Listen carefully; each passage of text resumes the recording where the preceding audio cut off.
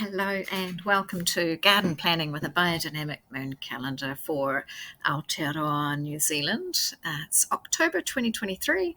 My name is Katrina Wolf. My business is Blue Borage and I help home gardeners, workplaces, community gardens, schools, all sorts of people make sense of the biodynamic moon calendar, both for their edible gardens, their pollinator gardens, and just turning all the garden waste into soil on site so we can be more circular, more sustainable, and have exquisite soil everywhere. So this month's moon calendar, I recommend you go to the link in the description and download this template. You could also just kind of read what's written there and make your own sheet. So my approach is quite different to what you'll see in a lot of websites and other guides to the moon calendar, gardening by the moon, in that I think rather than look at what other people are doing and try and copy them or have these big aspirations of having absolutely everything growing in your garden, start with your own lifestyle, your schedule, your goals for the year, for the season, for the month, and pick the specific tasks that make sense for you. And then once you know what those tasks are, you can go find the right dates in the calendar, slot them in, and then kind of let life happen rather than trying to squish too much gardening into time that maybe you don't have. So the key dates for October, we've got the full moon on Sunday the 29th, the new moon Sunday the 15th, moon opposite Saturn Wednesday the 11th, and then the descending period at the first 6 days, then ascending for the next 2 weeks, back to descending for the last 11 days, and the nodes on the 1st, the 15th, and the 28th. I noticed last month that I completely ignored the nodes and just gardened when I felt like it. We had some windy weather, some wet weather, that really, when you have the energy and the time available and you're not going to get soaking wet, sometimes that's the best day to just get out there and plant what needs to be planted.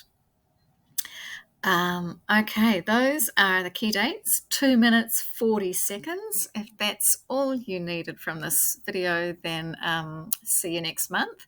Otherwise, I will show you what I'm up to in my gardens for the month of October.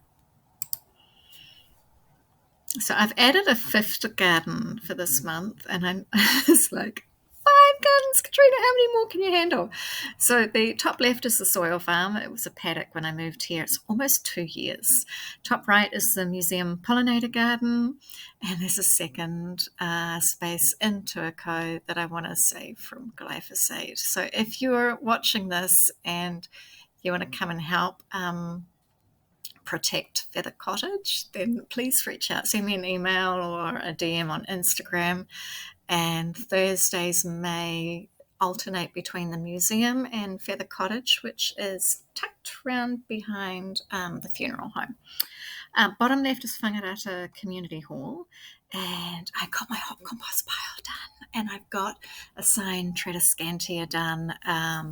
It's like a 5-minute walk from where I live, 2 minutes in the car if I've got all my gear, and it's just so good to be able to help bring this community space back to life and gradually see if I can get some buy-in from the Waikato District Council to preserve this property as a non-toxic holistic weed management teaching space. Bottom right is the Sharda Centre Food Forest. It's looking a little bit overgrown at the moment. And again, I need to get some funding so that I can do this work a lot better. But the new garden this month, right in the middle in the circle, is what I'm calling Hazel's Garden. And yes, it is a gravel driveway. I am heading down to Dunedin to babysit Hazel. Jessica has her 2nd year law exams coming up. And I get to go be, I'm not grandma, I'm Granny Trini, which is kind of fun. So let's see what else is here in these images. Soil farm, the peach tree is blossoming, and I look out the window and it's just like a cloud of pink. And I haven't seen the Barbie movie yet, but I feel like I need to go get a good dose of pink. Yeah, peaches are definitely a highlight here. And I remember when I moved here late October 2 years ago, it was like these tiny little fuzzy peaches. I've never had a peach tree before. That my theme song was moving to the country, gonna eat a lot of peaches. Yeah. Top right, the museum pollinator garden. We have started planting sunflower seeds, and the Thursday this week, I'm recording this on the 29th of September. It is Michaelmas, but yesterday, River was here planting sunflower seeds, and I got talking to her. I also saw her at the museum on Sunday, and turns out she loves flowers and she's an artist, and I've asked her if she would do some artwork for my branding, for my business, and I'll pay her like a commission. So fingers crossed I've got something to show you next month. Bottom left, the Whangarata Community Hall. That's the first painted sign, biodynamic compost. This pile made on 27th September 2023. And that is at the front of the section. It's mostly jasmine, nasturtium, some lilies, lots of the fallen branches that are already kind of snapping and crumbly. Some of the balsam shrub, some tobacco, like woolly nightshade, and some of the fallen oak leaves that were on the car park area. So it's a nice big heap that's well balanced with greens and browns. And I added in the biodynamic cowpack pit preparation. I've got 3 jars. One of them was given to me by Murray Cook at the Biodynamic Conference. Another jar was a gift from Monique McFarlane in Waihi. And the 3rd jar was given to me by Rory Fogarty in Waiuku, but it's actually got a label with my handwriting. It was a batch from Rachel Pomeroy that she sent me way back in 2019, and it's like 4 or 5 years later, 4 years later, it's still fresh looking and moist and beautiful. And I told Rachel on the phone a couple of weeks ago that her CPP had lasted this long and was looking amazing, and she wasn't surprised at all. Okay, bottom right, the Sharda Food Forest. The rhododendrons, hot pink, are dropping their blossoms, and this pathway into the food forest is just like a carpet of pink. Stunning. So if you are tempted to come and see any of these venues and there isn't a workshop that suits in the calendar, please send me an email or DM on Instagram. You can also reach me on LinkedIn, and let's see if we can tee up a workshop that suits your day off or time that works for you to come and compost. Next slide. So my plans for October. Here at the Soil Farm, I have so many seedlings to plant out. I think I'm going to have to start selling seedlings, and had a conversation with Marine, my landlady, last week, and she's happy for me to start running workshops, which is so good. So there will be, like I used to do in Auckland at Raspberry Lane, build with me compost workshops, plant with me container garden workshops, stir with me if you want to come and stir the CPP 500, 501. 501 is like before dawn. It's a big ask. And if you have any special requests, I'll set up a Calendly booking link so that you can book a time to come out and have one-to-one garden coaching here at the Soil Farm. It's going to be amazing. Okay, I also need to tidy up the front entrance. I'm halfway done, but once I've tidied up, I want to set up some bathtub worm farms and get it looking quite sort of functional. And then keep planting up the flower farm paddock. And it's like a decent sized paddock, and summer is coming.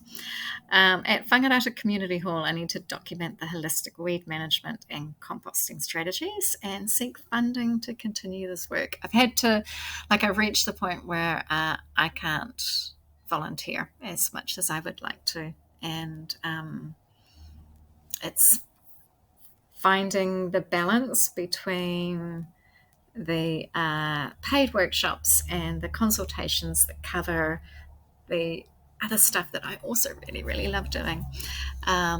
So I'll pop a link for my Ko-fi, not sure how to say it, coffee account, so that you can either subscribe, you can donate $5 a month, and that really, really helps pay for petrol to get me to these different meetings. It pays for the biodynamic preparation, so I can take them out and show groups how they work.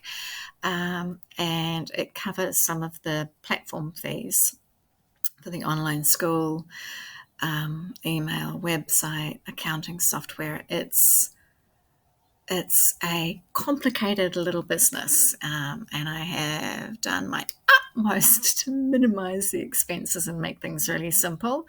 But all help is much appreciated, so I can get out and make compost and plant flowers and food with people. Over on the right hand side, Hazel's garden. This is down in Dunedin. I'm going to plant lots for edibles, and I actually have 2 trips down. So follow along on Instagram to see Hazel's little garden. I'm hoping, fingers crossed, I can install a Verdia vertical garden. But I don't know if Jessica's going to watch this, but she's like, yeah, you're the gardener. I don't need to be the gardener as well. But the Verdia planters are seriously low maintenance and maximum productivity that I think it could be good for her. So I was last down there in February, and I made, I think it was 3 big compost piles. I'd just cleared all the weeds and trimmed all the shrubs so that there were nice wide walkways, and fingers crossed that soil is now ready to use in container gardens and to plant some vegetables around by her washing line.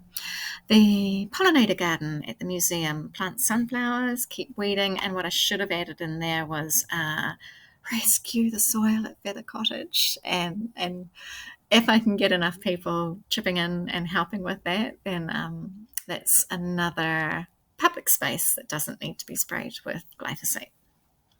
Then the Shada Centre Food Forest is document the holistic weed management and composting strategies and seek funding to continue that work.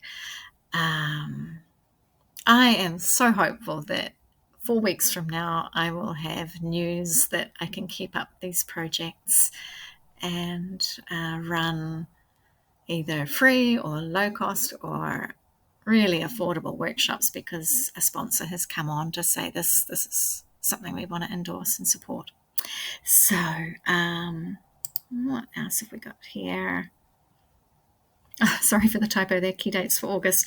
So that should say October. So this is where I have taken my key tasks and slotted them into the calendar. So Hazel's garden, seed sowing, and then lots of writing funding applications and emails and proposals, and put together an online course describing the holistic weed management strategies and composting, and see if I can get that out in the world. So anytime you like and share and comment and tell people about my work, it helps so much.